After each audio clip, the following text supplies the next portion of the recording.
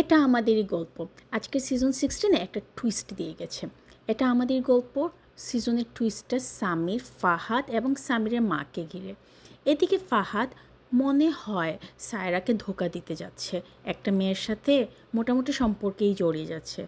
আর এদিকে সামির সবসময় বলে ও নাকি শান্তিতে নেয়, সারাক্ষণ কেচড়-মেচড়। ফাহাদ মনে হয় মনে মনে চিন্তা করছে, মনে হয় ও অনেক বড় ভুলই করে ফেলছে সিদ্ধান্তটা নিয়ে। এদিকে মেহরিনের বাবা মা মনে হয় সামিরকে ভালোভাবেই মেনে নিয়েছেন। মেহরিনের বাবা মেহরিনকে যাওয়ার সময় ভালো থাকিস বলে বিদায় দিয়ে দিলেন। এদিকে মেহরিন ওর ভাইকে নিয়ে প্রথম ওর শ্বশুর বাড়িতে যাচ্ছে।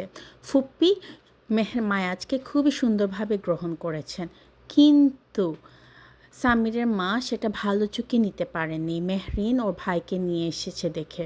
যেভাবে দজ্জাল শাশুড়িরা থাকে ঠিক সেভাবেই চিন্তা করলো সামিরের মা।